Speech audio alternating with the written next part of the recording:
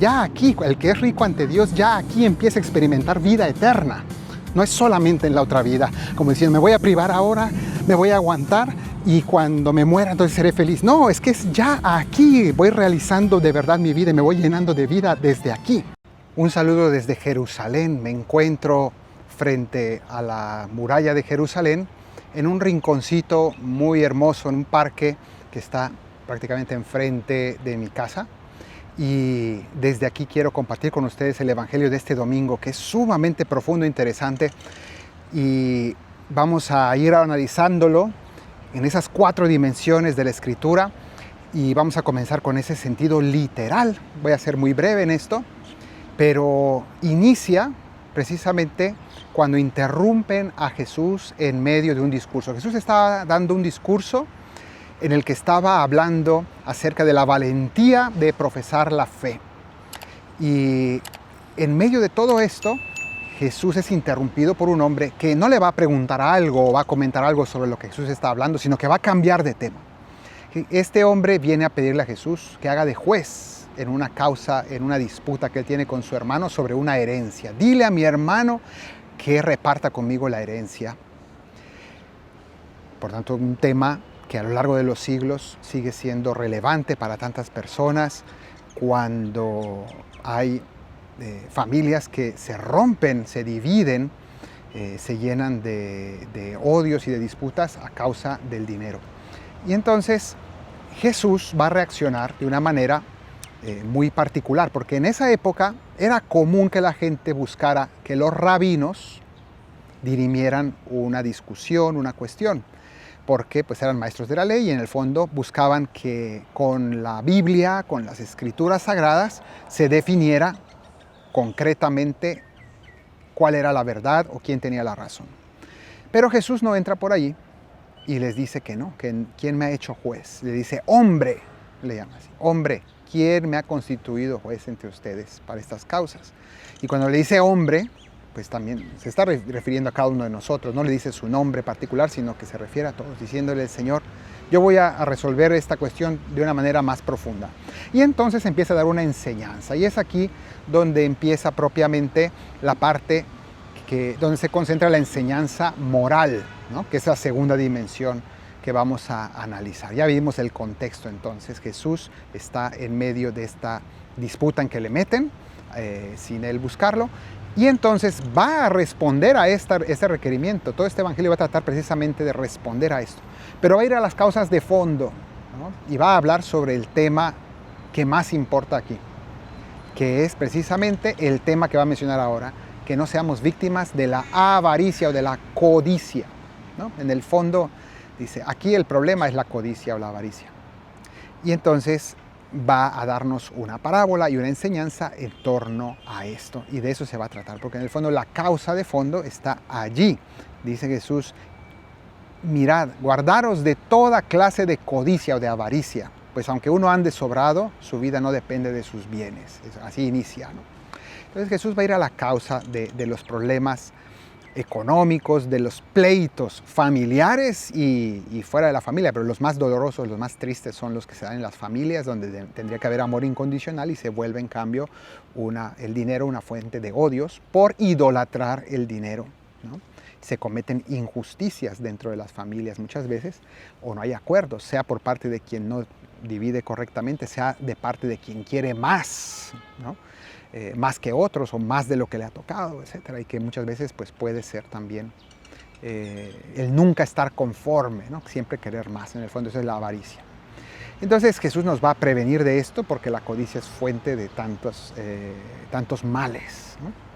Pero añade esta frase que acabo de mencionar que dice, aunque uno ande sobrado, aunque uno tenga mucho, su vida no depende de sus bienes, en 2 sentidos.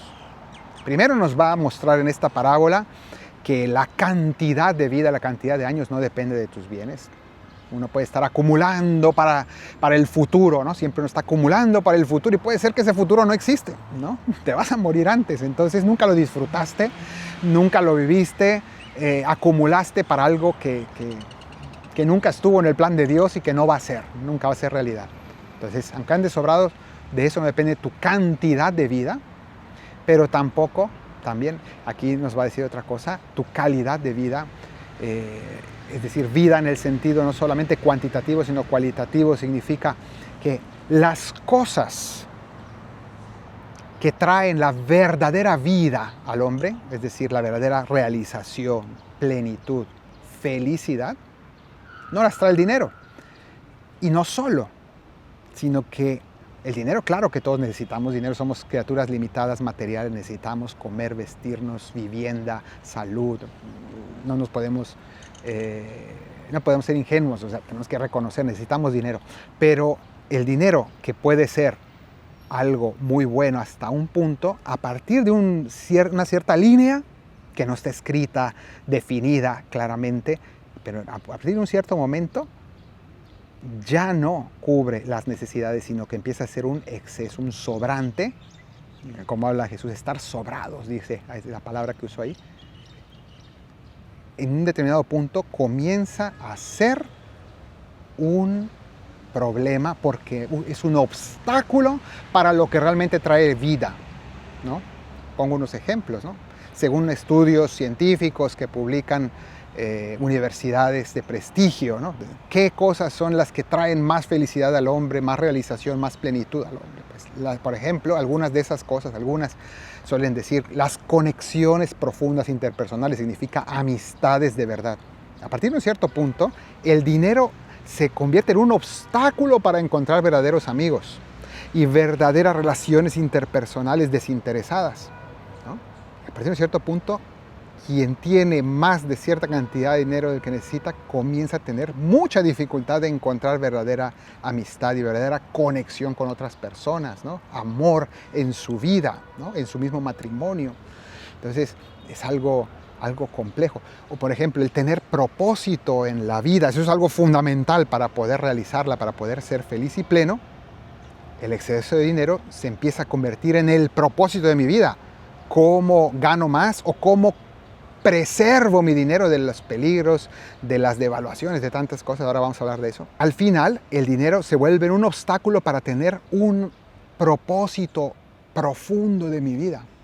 Voy perdiendo el sentido de las cosas importantes, el vivir agradecido con la vida, con los demás. ¿Quién puede estar agradecido cuando en un determinado momento tiene exceso y ya todo se lo debe, siente que se lo debe a sí mismo, ¿no? Que se lo ha ganado a sí mismo? Empezamos a ver que uno pierde vida, pierde felicidad, pierde plenitud cuando se excede en la acumulación. Vamos a ver cómo lo ejemplifica Jesús, y esto lo va a explicar con una parábola, y nos cuenta esto. Dice, les propuso una parábola. Un hombre que tenía tierras, era rico, y sus tierras produjeron una gran cosecha. Aquí está hablando un hombre, puede ser un hombre de negocios, cuyos negocios hizo un negocio grande y tuvo gran éxito.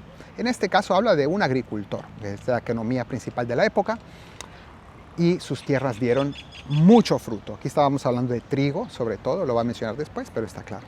Entonces tiene una gran cosecha, le fue muy bien ese año en los negocios, y entonces aquí ¿qué va a pasar? Que dice que empezó a echar cálculos diciéndose, ¿qué haré? No tengo dónde almacenar la cosecha. Interesantísimo esto, porque ¿qué dice la persona cuando le falta lo básico, cuando no tiene dinero? Pues la reacción normal es preguntarse, ¿qué voy a hacer? ¿Qué haré?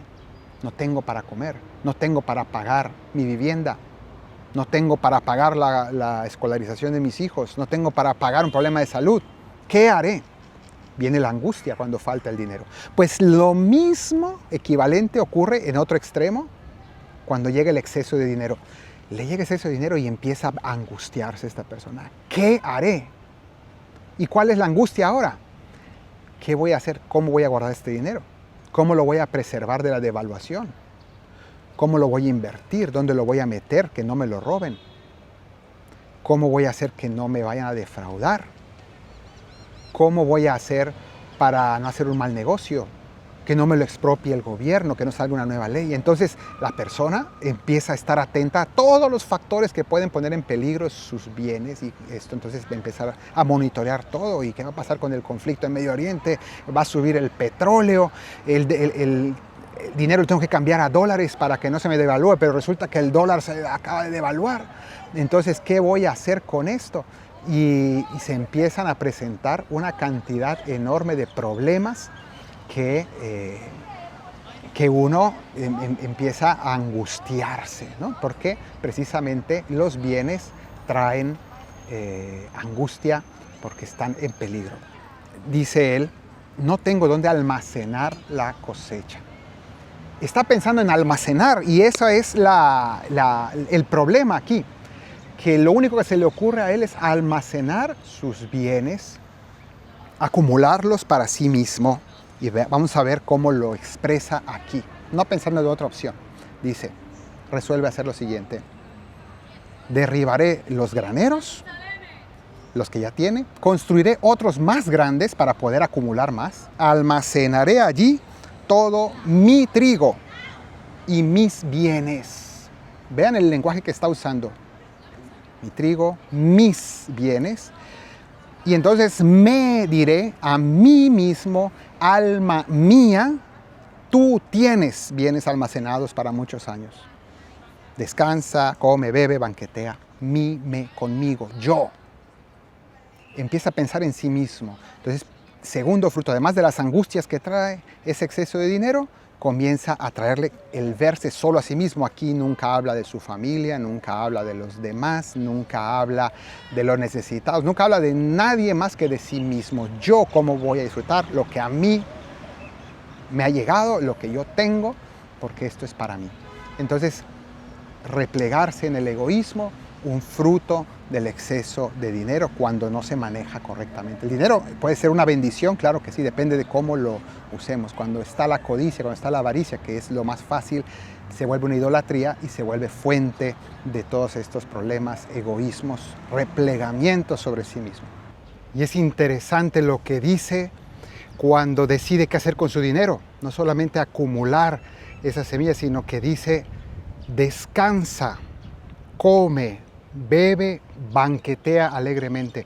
Y esto describe el uso que le va a dar el dinero, que es para su propio placer. Descansa, pensar en viajes, ¿no? Por ejemplo, en viajes pero ya superfluos. No tiene nada malo viajar, hay que conocer otros lugares y es bueno descansar. Pero aquí está hablando ya de ir más allá de los límites. Tengo dinero en exceso, tengo que disfrutar en exceso, comer en exceso, beber en exceso, y banquetear se refiere a fiestas y por tanto habla de todo otro tipo de excesos que también puede ser, además de la bebida, las sustancias, incluso los placeres del cuerpo. Es decir, la persona empieza a llenarse de vicios porque en el fondo su horizonte está precisamente en el disfrute exagerado, buscar disfrutar más y más de los placeres. Entonces, en el fondo, el dinero se convierte en fuente de degradación de la persona. Eso es lo que aquí se está reflejando de algún modo. Vemos cómo hay personas que, por ejemplo, empiezan a derrochar su dinero en casinos, ¿no? Ludopatía, empiezan a entrar en esta serie de adicciones, ¿no? Porque tienen un dinero que no saben qué hacer con él y entonces empiezan a encontrar maneras de disfrutarlo, pero de maneras desordenadas que son dañinas y que además son irresponsables, ¿no? Que es un derroche de dinero que en vez de servir para cosas útiles y buenas y para la ayuda de tantas personas que lo necesitan, empieza a ser malgastado de maneras enfermizas, ¿no? Los casinos casi siempre se convierten en un pecado gravísimo, ¿no? Pero se normaliza socialmente y entonces ese derroche al final termina siendo algo que la persona lo ve como normal en su conciencia, cuando en realidad es algo profundamente destructivo en la vida, ¿no? Entonces, así vemos cómo se van creando tantas degradaciones en la vida de la persona porque su horizonte se convierte únicamente en el disfrute. De dos personas que están viendo ahora este video, una no está suscrita. Por favor, suscríbanse por dos motivos. Primero, pues sí, porque hace crecer el canal. Por otro motivo, para que sigas creciendo en tu fe, para que sigas aprendiendo. No cuesta nada, solamente es darle al botoncito de suscribirse, activar la campanita si quieres, para que siempre te avise de todo lo nuevo del canal. Así que suscríbete y dale like a este video. Dice precisamente aquí, cuando decide almacenar. Dios le dice, necio, esta noche te van a reclamar el alma, ¿de quién será lo que has preparado? Todo este plan, este hombre está pensando, tengo bienes para muchos años, dice él. Él está por seguro de que él va a vivir muchos años, ¿no? Pero en realidad no, dice Dios. Insensato, necio, tonto, le dice, no vas a vivir muchos años, hoy en la noche te vas a ir, ¿no? Entonces hiciste la peor inversión posible, la peor inversión posible. Entonces queda claro precisamente lo que Jesús quiere enseñar en esta enseñanza moral, de decirnos, la avaricia es fuente de males múltiples en el hombre y es una necedad, una tontería. Bueno, ese es el sentido moral de la Escritura. Pero ahora vamos a ir a un sentido siguiente, que es el alegórico espiritual, ¿no? Entonces yo aquí, pues, creo encontrar dos cosas que nos pueden ayudar a verle el sentido espiritual, lo simbólico que tiene esta parábola y este pasaje. En primer lugar, habla de la disputa de una herencia, ¿no? Pero en realidad el Señor nos dice, buscar como herencia heredar el reino de los cielos, ¿no? ¿Qué debo hacer para heredar la vida eterna?, se le preguntó varias veces a Jesús. Y creo que eso es lo más importante, tener mi tesoro en el cielo. Ahora hablaremos más de eso. Pero sobre todo, el símbolo que aquí creo que prevalece es el de los granos de trigo. Este hombre acumula esos granos de trigo y construye unos graneros más grandes para acumular más granos de trigo. Y esto es lo que el Señor, de algún modo aquí, nos quiere insistir. Estos granos de trigo nos evocan varias cosas. Uno puede hacer dos cosas con los granos. O los guarda para hacer harina y pan, para consumirlos, o los siembra para que se multipliquen, ¿no? Por tanto, es una inversión, un sacrificio que uno hace para que fructifique, para que multiplique, para que tenga frutos. Bueno, pues esto mismo es lo que aquí se nos va a sugerir en esta parábola, ¿no? Jesús habló de esto y dijo, si el grano de trigo no cae en tierra y muere, se queda solo, infecundo, se pierde, no sirve para nada. Pero si muere, da mucho fruto. Él hablaba de sí mismo, él va a dar su vida, él se va a sacrificar y en su sacrificio él es el grano de trigo que va a caer en tierra y va a morir por nosotros, por darnos la vida. Aquí precisamente nos va a decir lo mismo de las riquezas. Si no idolatro la riqueza y soy capaz de entregarla por amor, entonces en lugar de acumular exceso de riqueza, lo voy a invertir en lo que de verdad vale la pena, ¿no? Y la semana pasada, en el discurso del Padre Nuestro, hablábamos de ese tener el pan nuestro de cada día, pedirle al Señor el pan nuestro de cada día. Y vimos que orar es un hijo que pide pan a su padre, o uno que pide pan a su amigo también. En otra parábola se nos decía eso. Y de algún modo aquí vemos todo lo contrario. Alguien que ya no va a necesitar pedir pan a Dios. ¿Por qué? Porque siente que tiene incluso más pan que Dios. Tiene graneros en exceso, tiene más de lo que necesita.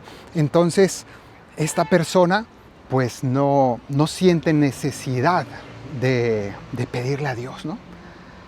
Y sin embargo, esos granos de trigo están puestos ahí precisamente como un don de Dios para ser compartidos. Hay un salmo que habla de esto, dice, al ir iban llorando llevando sus semillas de trigo, ¿no? Porque van a sembrarlos, porque van a tirarlos, porque van a arriesgarlos. Iban llorando llevando sus semillas, pero a volver, vuelven cantando, trayendo sus gavillas, la cosecha, ¿no? Se ha multiplicado lo que invirtieron, ¿no? Y de algún modo es la invitación del Señor. Por tanto, esa petición del Padre Nuestro de darnos el pan de cada día es precisamente el no querer acumular, vivir acumulando, ¿no? Y aquí está la pregunta, ¿no? Que es válida. Decir, entonces, ¿ahorrar está mal? No, es que aquí lo que el Señor nos quiere enseñar es que hay una diferencia entre ahorrar y acumular, ¿no? Y no existe la matemática para decir en qué momento el ahorrar se convierte en acumular. Un ahorro de prudencia es siempre conveniente, importante. y es sabio hacerlo, ¿no? Pero hay un momento en el cual ya ese ahorro ya no es tal, sino que se convierte en una acumulación inútil, fuente de infelicidad, ¿no? Entonces allí se requiere de mucha sabiduría, de mucha vida espiritual también, de discernimiento, esa es la palabra, de discernimiento, para saber exactamente qué es lo que se debe hacer, ¿no? con los bienes materiales. Una vez visto estos símbolos que nos hablan precisamente de lo que debemos hacer con nuestra vida, que nuestra riqueza, ¿verdad?, sea precisamente el grano de trigo, que en el fondo es Cristo, y que es el pan, sobre todo de la Eucaristía, que ese sea nuestro alimento, nuestro pan de cada día, y que realmente todo lo otro pues sea superfluo para nosotros, que no idolatremos otro pan que no sea el del Señor, ¿no? Que esa sea nuestra riqueza, nuestro tesoro. Y es ahí esto lo que nos lleva al último de los sentidos, que está muy claro al final de esta parábola, porque termina diciendo a este hombre insensato: hoy se te va a pedir la vida, esta noche vas a morir. Y dice al final estas palabras, Jesús, con las que termina el Evangelio. Dice: así es el que atesora, el que acumula tesoros para sí mismo, y no es rico ante Dios. Ser rico ante Dios. El cuarto sentido, sabemos que es el sentido escatológico, el que nos habla de la vida eterna. Entonces, aquí nos está hablando: vive pensando y usando tus bienes, pensando en la vida eterna. Y entonces, aquí nos habla de un concepto de ser rico ante Dios. Eso debe interesarnos mucho. ¿Hay que buscar ser ricos? Sí, ser ricos ante Dios sobre todo. Y entonces, ¿cómo nos hacemos ricos ante Dios? Precisamente utilizando, entre otras cosas, utilizando los bienes para obras buenas. Utilizando los bienes que tenemos no para acumularlos, sino para compartirlos con quien más los necesita, para invertirlos en el bien de los otros, en generar empleo, en hacer el bien, ¿verdad? Entonces, emplear mi vida en hacerme rico ante Dios, que sí, es para la otra vida, pero también para esta, porque ya aquí, el que es rico ante Dios, ya aquí empieza a experimentar vida eterna. No es solamente en la otra vida, como diciendo: me voy a privar ahora, me voy a aguantar y cuando me muera entonces seré feliz. No, es que es ya aquí, voy realizando de verdad mi vida y me voy llenando de vida desde aquí. Pero, sin duda, el ser rico ante Dios también es irme asegurando un puesto en el reino de los cielos. ¿Por qué? Porque hay que decir una cosa: ser rico ante Dios se opone a ser pobre ante Dios. Nosotros somos pobres ante Dios, que significa que estamos cargados de deudas ante Él. En el Padre Nuestro de la semana pasada, no lo mencioné así directamente, pero sabemos que en la versión de San Mateo, Él usa la expresión: perdona nuestras deudas, como nosotros perdonamos a nuestros deudores. Lo cual nos habla de que nosotros ante Dios somos deudores, estamos cargados de deudas. ¿Cuáles son esas deudas? Nuestros pecados. Y eso quiere decir que si somos pobres ante Dios, tenemos estas deudas que son nuestros pecados, y que un día tendremos que responder ante el Señor de tantas deudas que tenemos, porque somos pecadores. El día del juicio nos presentaremos ante Él. Una muy buena manera de invertir los bienes es precisamente en cubrir nuestras deudas. ¿Cómo puedo yo usar los bienes, el dinero de este mundo, para cubrir mis deudas que tengo ante Dios, que son graves y que son impagables, hasta cierto, materialmente hablando? Pues precisamente porque sabemos que la limosna cubre multitud de pecados. El ayudar al prójimo es algo tan agradable al Señor que realmente compensa por mucho los males que hemos hecho, ¿no?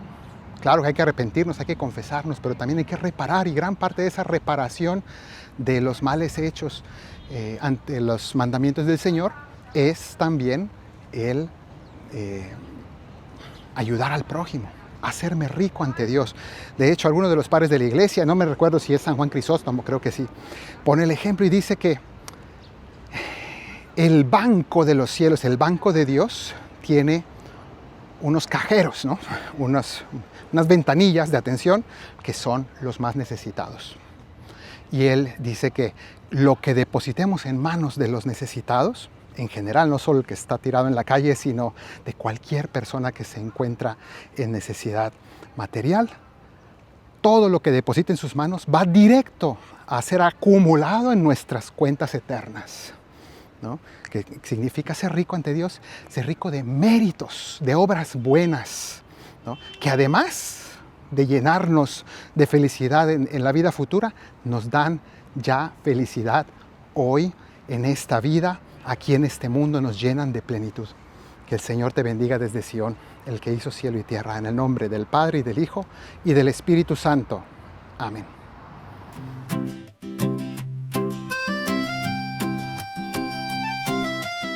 Las tierras de un hombre rico produjeron gran cosecha. La ansiedad tocó a su puerta donde almacenar el trigo. Quiero acumularlo todo, haré graneros más grandes y mis bienes abundantes los protegeré del robo. No vaya a ser que se mojen, he de ponerlos a salvo. No les vaya a ocurrir algo si se dañan o se encogen. De tus bienes da limosna, hazte un tesoro en el cielo y utiliza tu dinero para adquirir la corona, esa que no se marchita, el premio de eternidad, de gozo y felicidad, dando a aquel que necesita. Pues ¿dónde está tu tesoro? Ahí está tu corazón. Nunca pierdas la razón, deslumbrado por el oro.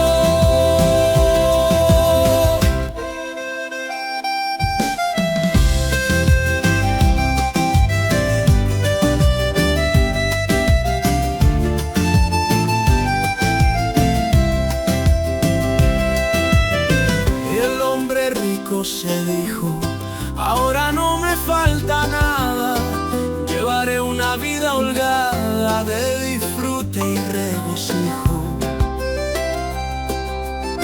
Tengo para muchos años de descanso y diversiones, vivir sin preocupaciones, probando goces extraños. Buscaré placeres nuevos, viajaré a destinos raros, realizaré sin reparos uno a uno mis deseos.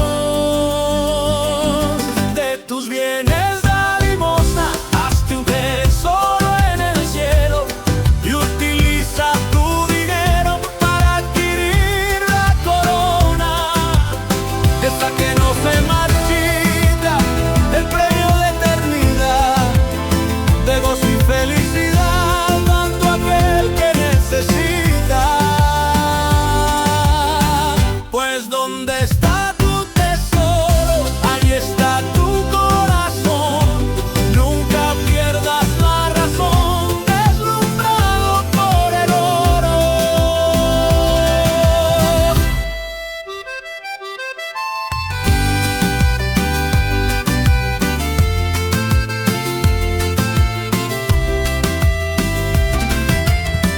Pero Dios le dijo: necio, esta noche se termina todo tu tiempo de vida, que es lo que no tiene precio.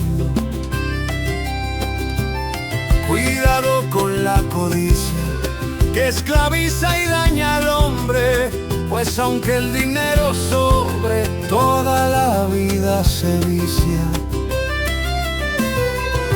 Quien no es rico ante Dios, sino acumula